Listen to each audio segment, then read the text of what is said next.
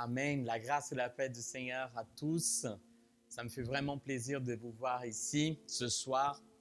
Encore en mardi, on est tous ensemble. Je voudrais partager avec vous un moment, mais justement avant de passer à la parole, je voudrais faire quelques annonces. Donc, tous les dimanches à 10h du matin, tu peux se connecter sur YouTube Lagorinha Paris et tu verras nos cultes en portugais tous les dimanches à 10h du matin. Tout le mardi soir à 21h, comme ce soir. Tu peux aussi te connecter ici sur la chaîne YouTube Lagorinha Paris. Je voudrais vous rappeler que nos GC, le groupe de croissance, il continue à fonctionner normalement. Quelques-uns en présence et d'autres via l'application. Donc, je vous invite tous à participer. Ne restez pas un seul moment sans participer d'un GC. Quelque chose de spécial, ce groupe de croissance, c'est un moment où on se réunit pour apprendre justement un peu plus de la parole de Dieu. Donc, je vous invite à participer. Si vous voulez connaître un peu plus, vous pouvez envoyer un message sous les commentaires et nous serons ravis de répondre. OK? J'aimerais aussi vous rappeler que tous les commentaires qui sont ici, ils sont lits. Donc, si vous désirez laisser votre motif des prières, vous pouvez. Nous sommes là pour ça. Nous voulons servir, nous voulons vous aimer en priant pour vous. Donc, n'oubliez pas, vous pouvez laisser votre commentaire ici et nous allons avoir le plaisir de répondre. Amen. Avant de commencer, j'aimerais bien que toi à la maison, tu puisses fermer les yeux et on va faire une petite prière. Seigneur Jésus, je te demande, Seigneur, que ce soir, tu puisses parler, Seigneur, à nos cœurs, que tu puisses venir, Seigneur, à notre rencontre. Seigneur, je te demande pour la vie de chaque personne qui est ici, qui est réunie, que nous regarde, chaque personne qui est en train de participer, chaque personne qui est en train de regarder. Seigneur, que tu puisses venir avec ta puissance, avec ta grâce et toucher chaque personne, Seigneur. Que ta présence puisse se faire, Seigneur, d'une façon tellement grande que les gens, là où ils sont, ils puissent sentir de ton amour, Seigneur. Viens, Seigneur, et touche chaque personne dans chaque foyer ce soir, Seigneur. Je te demande au nom de Jésus. Amen. Amen et Amen. Une autre chose que j'aimerais bien vous annoncer, c'est de ne pas oublier de s'abonner à notre chaîne YouTube. Et oui, nous voulons que vous puissiez recevoir toutes les informations. Donc, si tu t'abonnes à la chaîne YouTube, n'oublie pas d'activer les notifications. Comme ça, tu restes actif. Tu vas savoir tout ce qui se passe ici à la chaîne. OK? Donc, j'aimerais bien partager passer un petit moment avec vous ce soir. Et j'aimerais bien partager la parole que se trouve en Marc, chapitre 5, du 21 au 43. Je ne veux pas m'allonger trop, je ne vais pas lire tout le passage, mais ça va se trouver justement dans cette histoire qui se retrouve en Marc chapitre 5 du 21 au 43. Donc je vais commencer à lire et tu vas comprendre et après je dicterai le verset à lequel on va sauter. Ok? Donc le verset 21 nous dit, Jésus regagna une barque l'autre rive. Une foule de gens s'assembla autour de lui alors qu'il se tenait au bord de l'eau. Un des dirigeants de la synagogue, nommé Jaïros, arriva. Il voit Jésus, tombe à ses pieds et le supplie avec insistance. « Ma petite fille est mourante, dit-il. Viens poser les mains sur elle afin qu'elle soit sauvée et qu'elle vive. » Jésus partit avec lui. Une grande foule le suivait et le pressait de tous côtés. Il avait une femme qui avait de perte de sang depuis 12 ans. Elle avait beaucoup souffert du traitement de nombreux médecins. Elle y avait dépensé tout son argent, mais cela ne servait à rien. Au contraire, elle allait plus mal. On va sauter quelques versets et justement, on va passer au verset 35. Comme Jésus parlait encore, des gens arrivaient de la maison du dirigeant de la synagogue et lui disent « Ta fille est morte, pourquoi dérange encore le maître ?» Mais Jésus surprenant ces paroles. Ou sinon, dans d'autres versions, c'est dit, Jésus ne prêta aucune attention à ces paroles. Dit aux dirigeants de la synagogue, n'aie pas peur, crois seulement. Et on saute encore, et on passe au verset 39 qui dit, il entre et leur dit, pourquoi cette agitation et ce pleurs? L'enfant n'est pas mort, elle dort. Verset 40 nous dit, mais il se moquait de lui, alors qu'il le fait tout sortir, prend avec lui Pierre, le père, la mère et ses 3 disciples. Puis il rentre dans la pièce où se trouve l'enfant. Il la prend par la main et lui dit, Talitha koum, se traduit, jeune fille, je te le dis, lève-toi. La jeune fille qui avait 12 ans se lève aussitôt et se mit à marcher. Il fut frappé d'une grande stupeur. Mais Jésus le recommanda fortement de ne le faire savoir à personne. Et il dit de lui donner à manger. Amen. Seigneur, merci pour cette parole. Merci Seigneur parce que tu es le Dieu Tout-Puissant. Continue à parler à nos cœurs, Seigneur, ce soir. Continue, Seigneur, à travailler dans notre vie. Ouvre nos oreilles, prépare nos cœurs et notre pensée, Seigneur, pour qu'on puisse comprendre ce que tu as pour nous ce soir, Seigneur. Je te demande, oh Père, au nom de Jésus. Amen et Amen. J'aimerais bien faire un petit résumé pour que tu puisses bien comprendre ce qui s'est passé à ce moment-là. On voit Jésus qui sort de la barque, il va de l'autre côté de la rivière. Au moment qu'il sort, il se retrouve à la rencontre de Jaïros, qui vient, qui supplie, se met à genoux devant le Seigneur, lui dit « Seigneur, j'ai besoin de ton aide, ma fille est mourante ». Et à ce moment-là, le maître part avec lui, donc Jésus part avec lui vers sa maison.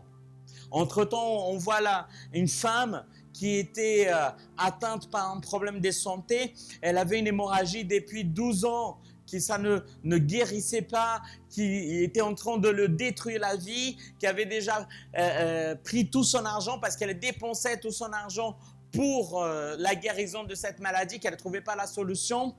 Et à ce moment-là, Jésus s'arrête, il la guérit, il parle avec elle et après il continue. Au moment qu'il continue, les employés de le chef de la synagogue arrivent et lui disent « Voilà, votre fille est morte ». Donc, on voit ici un moment très important de l'histoire de Jaïros. C'est un homme qui était le chef de la synagogue. Donc, vous imaginez, c'était la personne la plus importante, la personne qui était devant.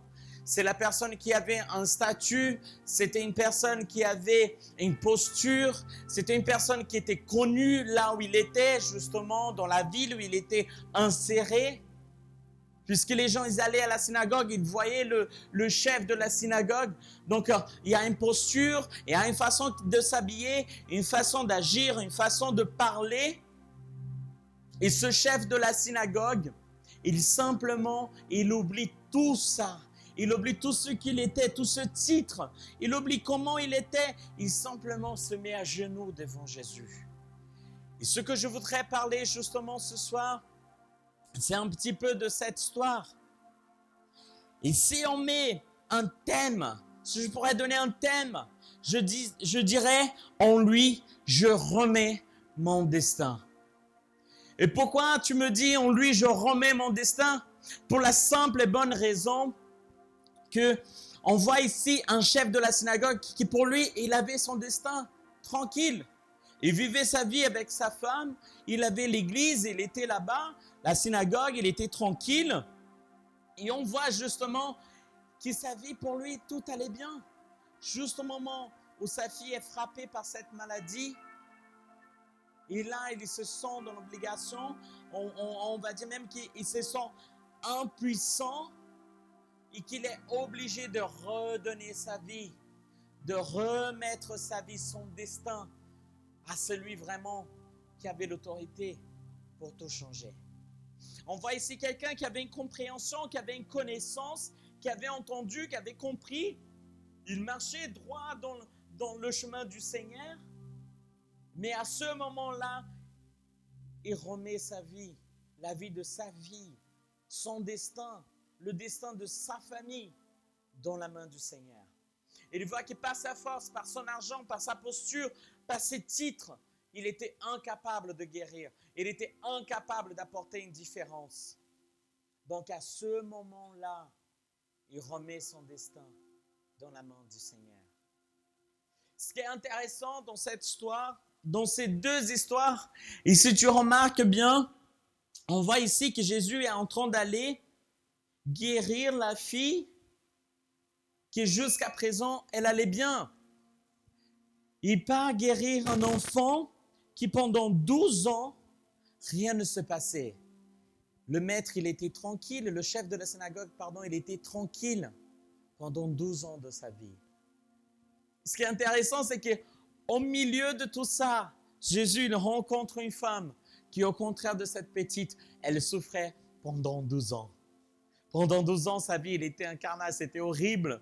Elle ne vivait plus comme avant. Elle souffrait justement pendant 12 ans. Elle a porté cette charge sur elle. Donc, pendant 12 ans de sa vie, c'était compliqué. Et elle décide de mettre un basta. Elle dit, basta, c'est fini. J'en peux plus. Je ne veux plus. Et c'est là qu'elle dit, si seulement je touche les vêtements de Christ, je serai guéri. Mais notre prédication de ce soir, notre parole de ce soir, ça ne va pas être sur cette femme. Mais c'est intéressant, j'aimerais bien comparer un petit peu aussi les deux. Mais on avance.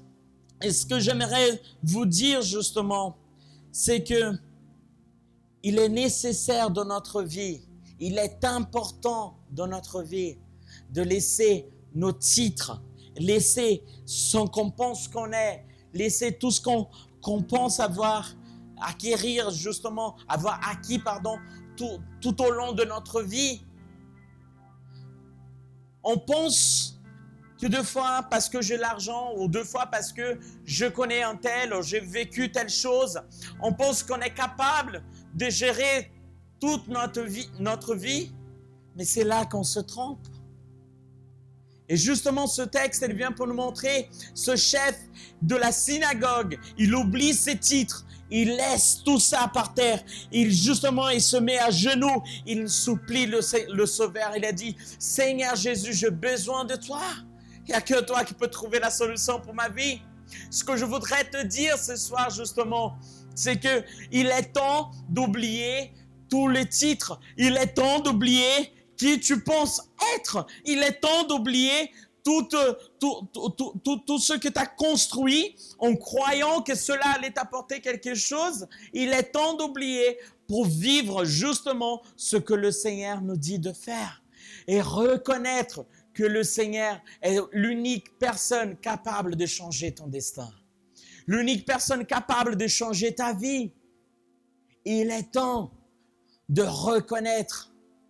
Et pour reconnaître ça, il nous faut une attitude, justement, on va dire, d'une personne qui a besoin d'être humble, une personne qui a besoin de nier ce qu'elle est, tout ce qu'elle pense être, tout ce qu'elle a acquis tout au long de sa vie. Il est temps d'oublier. Le culte, on l'appelle justement, tous les mardis, on appelle le culte, c'est le culte espoir. Et justement, j'aimerais que cette parole puisse être une parole d'espoir, qui puisse apporter quelque chose dans ta vie, qui puisse sonner comme justement un bruit très fort dans ton cœur, que tu puisses comprendre justement que l'espoir de ta vie ne dépend que de Jésus. Que pour que ta vie puisse changer, pour que ta vie puisse être complètement différente, l'espoir de ta vie n'en dépend que de toi, de te mettre à genoux et de nier qui tu es et déclarer justement, Seigneur, aide-moi parce que j'en ai besoin de toi. Ce n'est plus moi, mais ce n'est que toi. D'où l'importance de dire que oui, en lui, on remet notre destin. Parce qu'on pense qu'on peut conduire notre vie comme on veut. Mais ce n'est pas ça. Il faut qu'on remette à nouveau notre vie. Peut-être qu'il y a un moment dans ta vie, tu allais bien, tout allait bien, le chemin, il était droit. Mais peut-être que tu t'es perdu. Il est temps que tu reviennes en arrière et que tu mets ta vie dans la main du Seigneur pour qu'il lui puisse changer ton histoire. Quand je lisais ce texte, je profitais aussi pour lire un commentaire biblique de John Byrne qui nous dit qu'il n'y a pas une position plus grande ou plus haute sur la terre que celle d'être à pied, d'être agenouillé devant les pieds de Jésus.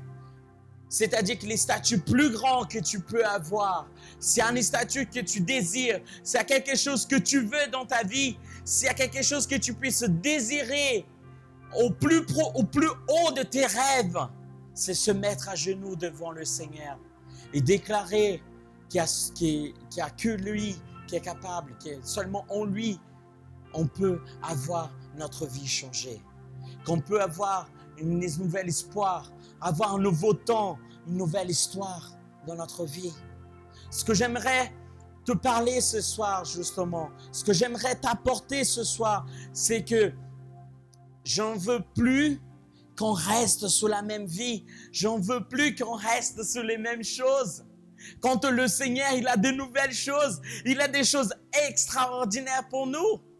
Mais ça ne dépend que de nous de donner le premier pas. Ça ne dépend que de nous d'avancer et de déclarer que le Seigneur est le Dieu Tout-Puissant.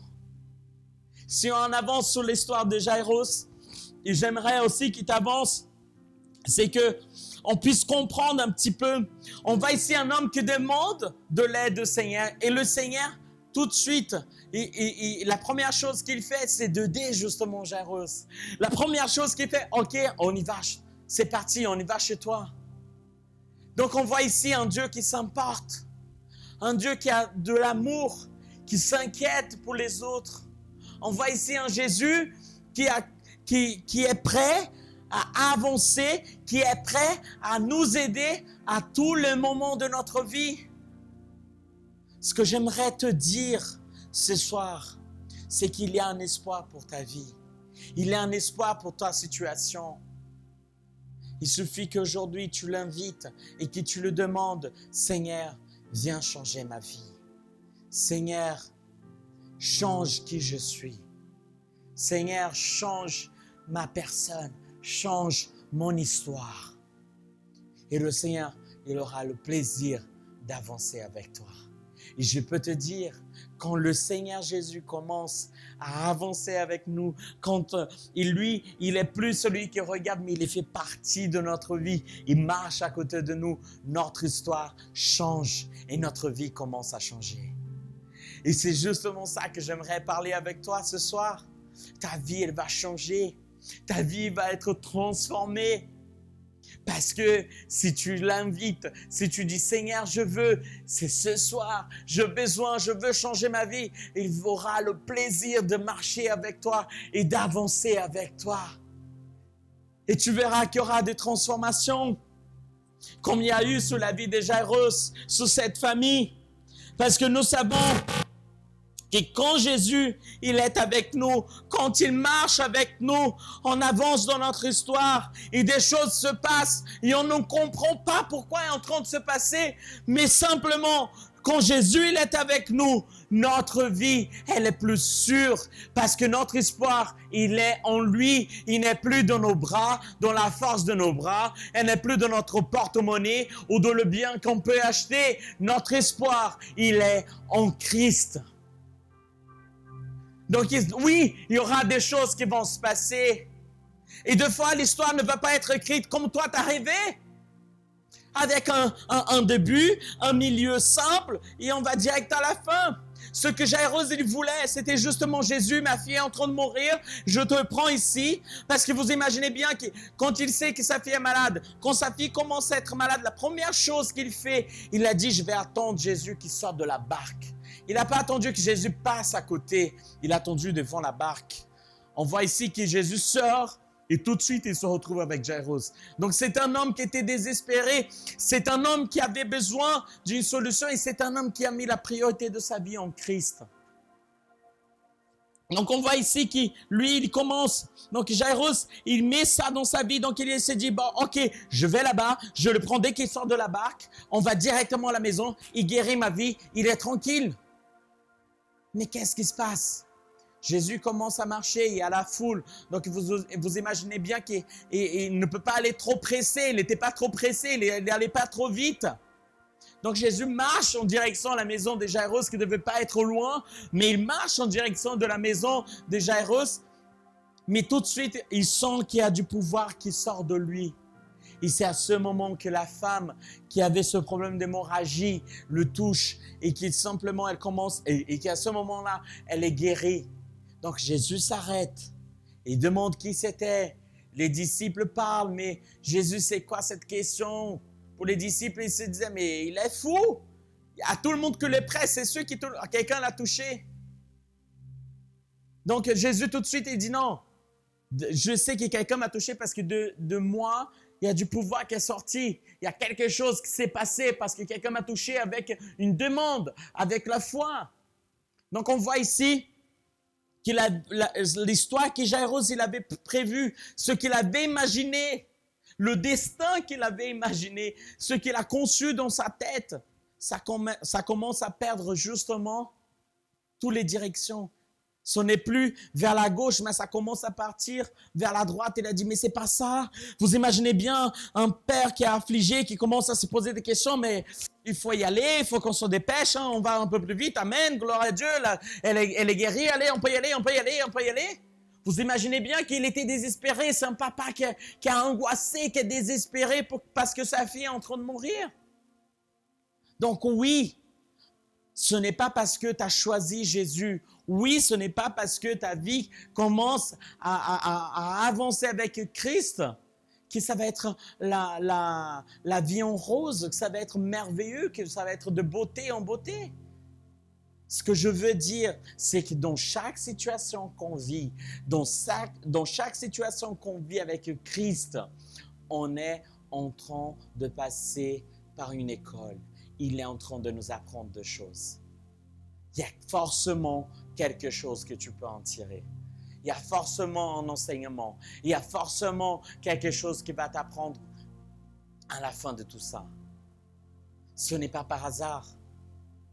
Ici, justement, on peut conclure que Jésus voulait voir jusqu'où allait la foi de Jairus.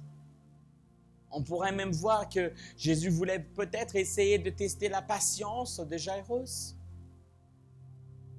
On voit ici qu'il y a un travail. Ce n'est pas par hasard que Jésus s'arrête. Ce n'est pas que pour guérir. Il était en train de guérir deux personnes en même temps. Il était en train de guérir la femme. Il était en train de travailler sur le cœur de Jairus. Parce que sûrement ce chef de synagogue, il était peut-être habitué qu'il lui dise ce que les gens devaient faire et les gens le faisaient parce qu'il était le chef de la synagogue. Peut-être qu'il était habitué à voir tout dans le temps et l'heure qu'il voulait. Donc on voit ici un Jésus qui travaille, un Jésus qui continue à travailler, peu importe la circonstance, peu importe la situation, Jésus continue à travailler. Et c'est justement de ça que je voulais parler ce soir. Ce n'est pas parce que tu ne vois pas l'histoire se dérouler comme tu veux que ça ne veut pas dire que Jésus n'est pas en train d'agir. Jésus, il sait ce qu'il fait. Il suffit juste que toi, tu crois en lui et que tu ne perds pas l'espoir. Donc continue à avancer, continue, ne t'arrête pas, ne t'arrête pas. Il est temps d'avancer. Tu ne peux pas te perdre comme ça au milieu de chemin parce que ton histoire n'est pas finie. Et on avance. Quand nous avons la capacité, quand on voit, l'attitude que Jésus il a eue, on voit justement que Jésus est en train de travailler, qu'il est en train de travailler dans chaque partie de ce procès, que Jésus est en train de se montrer, on va dire, créatif dans chaque moment de ce processus. Il y a quelque chose qu'on ne doit jamais oublier, c'est que quand on est avec Christ, il n'y a rien à craindre. On passe beaucoup de difficultés, on passe par des problèmes dans chaque instant de notre vie. Mais quelque chose qui est important à savoir, c'est que quand tu es avec Jésus, il n'y a rien à craindre. Ce culte téléporte bien son nom, espoir.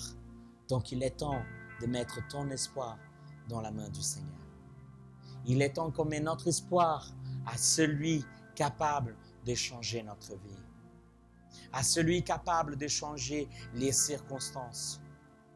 Parce qu'il est en train de justement de changer notre histoire dans chaque processus de notre vie. Dans chaque étape de notre vie, il est en train de travailler. Donc ne perds pas l'espoir. Peut-être que toi, tu es attaché à des vices. Peut-être tu es attaché à la cigarette. Peut-être tu es attaché à l'alcool, n'importe quelle drogue, à la pornographie, au sexe, à la trahison. Je ne sais pas qu'est-ce que tu es en train de vivre. Je ne sais pas. Mais je peux te dire quelque chose. Ne perds pas l'histoire parce que le Seigneur, il n'a pas encore décrété la fin de ton histoire. Peut-être que ta femme ou même ton mari, il n'est pas encore accepté Jésus, il n'est pas encore à l'église, il n'a pas encore une vie changée. Peut-être que tes enfants, ils ne ont pas encore une vie transformée. Et toi, peut-être que tu es fatigué de prier, peut-être que tu en as marre de prier parce que tu ne vois pas le bout des choses. Mais j'ai envie de te dire quelque chose ce soir. Ne perds pas l'espoir. Parce que quand Jésus marche avec nous, il sait exactement ce qu'il est en train de faire. Il sait chaque point, chaque détail de ce qui est en train de se passer dans notre histoire. Quand il est avec nous, quand il est dans le contrôle, quand il va devant, il sait exactement ce qui va se passer. Et ce n'est pas de moment de mort, ce n'est pas un décret de mort, ce n'est pas une fin catastrophique. Au contraire, c'est une fin de vie, de libération et de transformation. Ce que je voudrais dire justement ce soir, c'est que toi, tu puisses garder l'espoir, garder justement ce moment de foi et ne pas t'arrêter. Tu dois faire confiance à l'Éternel. Je voudrais te dire quelque chose et on va avancer. Regardez bien, qu'est-ce qu'il dit ? Le verset 35, il nous dit, comme Jésus parlait encore, des gens arrivaient dans la maison du dirigeant de la synagogue et lui disent, ta fille est morte, pourquoi déranger encore le maître ? Mais Jésus, surprenant ses paroles, dit au dirigeant de la synagogue, n'aie pas peur, crois seulement. N'aie pas peur, crois seulement. Et le plus important à savoir, quand il dit ça, et ce que j'aime bien, il y a une version qui dit, Jésus ne prêta aucune attention à leurs paroles. Et on doit prendre ça pour notre vie. Jaïros, il avançait, il reçoit cette douche froide, ce seau d'eau froide sur son espoir. S'il restait encore un fil d'espoir, un petit chouïa d'espoir, tout est tombé dans l'eau. Tout est tombé. Parce que là, quelqu'un l'annonce que sa fille est morte. Ce que je voudrais te dire ce soir, c'est que peut-être que tu es en train de passer par des moments difficiles. Peut-être que dans ta vie, dans ta famille, tu es en train de vivre des situations difficiles. Peut-être que dans ton travail, tu es en train de vivre des situations difficiles. Mais si tu veux une parole d'espoir pour ce soir, ce que je peux te dire et t'annoncer, c'est de ne pas prêter oreille à ceux qui ne viennent pas de l'Éternel. À tous ceux qui ne viennent pas de Dieu, aux paroles qui ne viennent pas du Seigneur, à ceux qui n'est pas écrit dans la Bible, ne prête pas attention. Le problème de nos jours, de notre vie, de notre quotidien, c'est qu'on a l'habitude justement de faire quoi ? D'écouter les autres, d'écouter ce que le monde dit, d'écouter ce que les journaux sont en train de dire, au lieu d'écouter ce que le Seigneur a décrété pour toi, au lieu d'écouter ce que le Seigneur a décrété pour ta famille, au lieu d'écouter ce que le Seigneur a décrété pour ton histoire. Donc arrête d'écouter les autres. C'est très clair ici, Jésus ne prêta aucune attention. Aucune. Mais quand c'est noté aucune, c'est aucune. Il n'a pas écouté. C'est rentré dans une oreille et c'est sorti par l'autre, comme on dit. Il ne prêta aucune attention. Il est temps que toi aussi t'arrêtes de prêter attention à ce qui n'est pas important, aux choses qui ne changent pas ta vie. Peut-être que toi, tu es en train de te conseiller avec des gens qui ne t'apportent rien du tout. Peut-être que tu vas demander de l'aide à des gens qui n'ont pas la même foi que toi, qui ne vont t'apporter aucun espoir. Peut-être que tu es en train d'écouter les séries, les téléréalités, au lieu d'écouter ce que le Seigneur est en train de dire.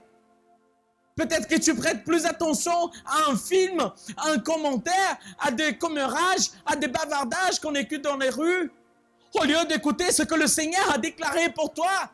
Au lieu d'écouter la parole de vie, au lieu d'écouter ce qu'il a déjà décrété pour ta vie, pour ta famille. C'est sûr qu'on va affronter des choses dans notre vie. C'est sûr que notre chemin avec le Seigneur, il est écrit, mais on va affronter des problèmes. La différence, c'est si tu vas écouter le Seigneur ou si tu vas prêter attention à les circonstances de la vie. Et c'est là que tu dois t'arrêter, dans ce moment-là, et commencer à réfléchir. Et je t'invite justement à réfléchir ce soir. Est-ce que moi, je suis en train d'écouter les autres au lieu d'écouter ce que le Seigneur a dit pour moi? Est-ce que moi, j'écoute ce que le Seigneur a déclaré pour ma vie ou j'écoute ce que les autres déclarent? Et ce n'est pas évident. On voit que le verset 36, Jésus il lui dit quoi? Ne crains rien, crois seulement. Et ce moment-là, Jairus, il prend encore de la foi. Il prend encore de la foi pour continuer à avancer vers chez lui. Et je peux te dire quelque chose.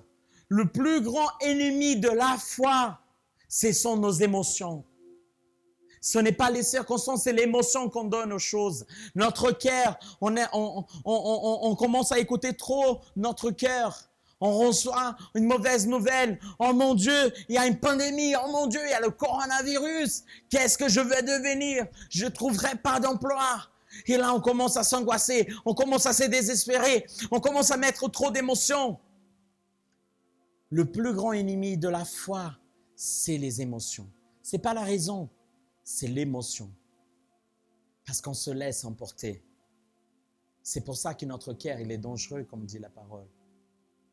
Parce qu'on laisse trop les émotions prendre de fois le dessus, quand ça ne devait pas se passer comme ça. Donc, à ce moment-là, Jairus, il reçoit une petite injection de Christ, de courage, d'encouragement, une petite injection, on va dire, de foi et d'espérance. Donc, il avance vers sa maison. Et à un moment qu'il arrive à la maison, il y a tout un tas de gens qui crient, tout un tas de gens qui pleurent. Donc, vous imaginez bien, il y a plusieurs types d'enterrements. Il y a les enterrements à des familles qui pleurent sans arrêt. Il y a des enterrements des gens qui sont en silencieux, qui ne disent rien. Au Brésil, je ne sais pas comment c'est en France. Au Brésil, c'est même comique de dire, mais au Brésil, si tu veux plus d'émotion dans ton enterrement, tu peux payer des gens pour pleurer dans l'enterrement de quelqu'un. On appelle ça les pleureuses, si je pourrais traduire. Tu peux payer quelqu'un pour pleurer et elle va rester devant le cercueil à faire tout le cinéma. Ah, il était magnifique! Ah! Tu peux avoir ça. Donc j'imagine bien quand on arrivait ici, Jésus il arrive, il entend des cris, entend des pleurs. Et justement, on voit dans le verset 38, il dit, ils arrivent à la maison du dirigeant de la synagogue où Jésus voit l'agitation et des gens qui pleurent, ils poussent des grands cris. Et le verset 39, il avance et il dit, il entre, il leur dit, pourquoi cette agitation et ces pleurs? L'enfant n'est pas mort, elle dort. Et le verset 40, il dit, Mais il se moque de lui. Alors, il les fait tous sortir. Il prend avec lui le père, la mère et ses 3 disciples. Puis, il entre dans la pièce, où se trouve l'enfant. Ce que je vais dire pour toi ce soir, et ça c'est quelque chose de sérieux, et je voudrais même parler plus près pour que tu puisses comprendre. Des fois, on va vivre des moments difficiles dans notre vie. Des fois, on va vivre des situations où on a besoin d'être entouré, et on a nos amis, on a notre famille qui sont là pour nous. Ce n'est pas parce que les gens pleurent dans l'enterrement, ce n'est pas parce que les gens pleurent ta douleur qu'ils vont se réjouir avec le message d'espoir. Est-ce que tu comprends ce que je veux dire? Ce n'est pas parce que tu as un tas de gens qui pleurent tes douleurs que ça veut dire qu'ils vont pleurer, qu'ils vont se réjouir, l'espoir que tu as dans ton cœur. Le message d'espoir qu'il y a pour toi. Ce n'est pas parce que des gens pleurent autour de toi. Donc fais attention à ceux qui pleurent tes douleurs. Parce que peut-être ne seront pas les mêmes qui vont se réjouir avec l'espoir que tu apportes avec toi. Et ce que je veux dire pour toi ce soir, Jaïros, il est rentré chez lui avec l'espoir. Il est rentré avec le salut. Et si je pourrais faire une métaphore, je pourrais même te dire avec quoi tu es en train de rentrer dans ton foyer. Qu'est-ce que tu es en train d'apporter dans ton foyer? Est-ce que tu apportes la mort ou est-ce que tu apportes l'espoir? Est-ce que tu apportes des pleurs ou est-ce que tu apportes d'espérance? Qu'est-ce que tu es en train d'apporter dans ton foyer?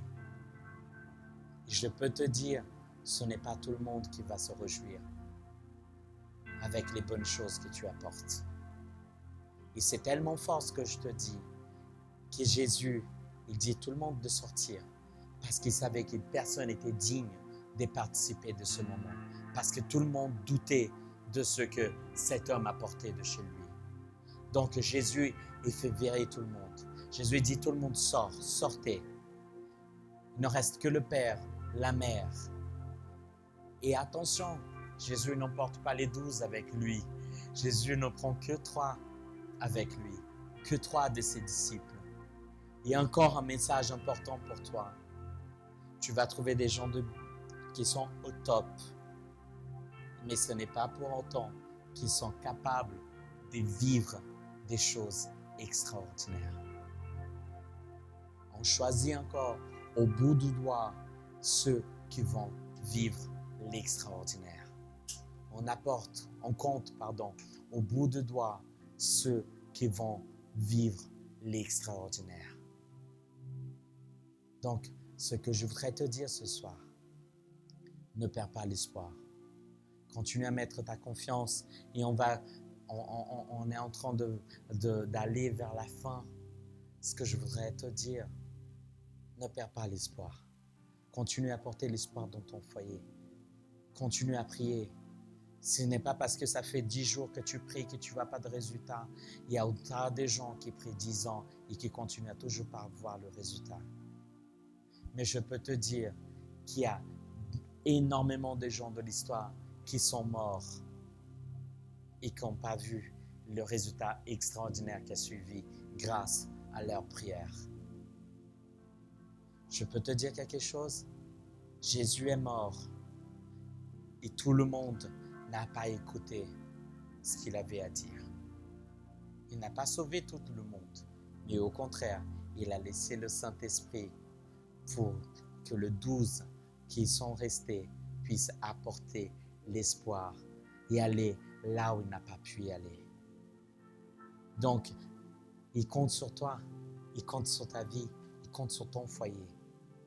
Ne perds pas l'espoir, ne perds pas le courage, la joie d'avancer avec Christ, parce qu'il, lui, il compte sur toi. L'histoire n'est pas finie, ne baisse pas les bras. Il a pris Jaïros, il a pris la femme et 3 disciples pour qu'eux puissent vivre le miracle extraordinaire. Donc laisse le Seigneur travailler dans ton cœur dans ce moment de douleur. qui peut-être est en train de passer. Laisse le Seigneur travailler dans ta vie si tu vis des moments difficiles. Mais ce que j'ai apporté pour toi ce soir, c'est cette parole d'espoir. C'est que le Seigneur a encore et encore et encore un tas de choses à faire dans ta vie. Ton histoire n'est pas finie. Ne laisse pas les autres déclarer justement le contraire de ce que Christ a déclaré pour toi. Ne baisse pas les bras. Lève-toi là où tu es et continue à prier. Lève-toi là où tu es et continue à avancer, à aller vers l'avant. Ne perds pas l'espoir. Même si aujourd'hui tu ne vois pas la solution, garde l'espoir parce que le Seigneur, il va continuer à travailler. Il n'a pas encore déclaré. Je peux te dire encore quelque chose. Quand Jésus déclare, il va au plus profond. Il appelle Talitha koum. Talitha koum. Ça veut dire, jeune fille, lève-toi. Ce que je veux dire pour toi ce soir, c'est justement Talitha koum. Lève-toi là où tu es et commence à avancer parce que ton histoire n'a pas fini. Lève-toi là où tu es et continue à avancer parce que ton histoire n'a pas fini. Lève-toi. Et c'est intéressant que Jésus, il déclare, il dit, donnez à manger à cette jeune fille, il faut qu'elle reprenne la force. Donc je te dis, tu as le manger chaque jour. Avale de la parole du Seigneur. Chaque jour, avance dans la présence du Seigneur. Il est temps que tu prennes force. Il est temps que tu manges. Il est temps que tu avances dans la présence du Seigneur, que tu commences à désirer de plus en plus la présence du Seigneur. Parce qu'il est temps que tu te lèves de cette situation. Il est temps que tu te lèves de cette situation de mort. Et je peux te dire que le Seigneur Jésus est celui qui a vécu la mort. C'est lui qui a ressuscité. Donc, celui qui a ressuscité, il est capable de t'enlever de ta situation. Il est capable de t'enlever de ce tombeau qui t'est en train de vivre. Il est capable de t'enlever de cette situation misérable qui t'est en train de vivre pour justement t'apporter vers l'extérieur et te dire, lève-toi, il est temps. Il est temps. Talitha koum, lève-toi. Il est temps d'avancer. Ne perds pas l'espoir. Si Jairus, il aurait arrêté, et s'il aurait baissé les bras, au premier moment, à première situation, quand il a vécu, dès que Jésus est sorti de la barque, il n'aurait pas vécu le miracle. Il n'aurait pas vécu les choses extraordinaires. Donc, ce que je veux dire, ne t'arrête pas. Avance et ne perds pas l'espoir parce qu'il a des grandes choses pour toi. Amen. J'aimerais prier avec toi.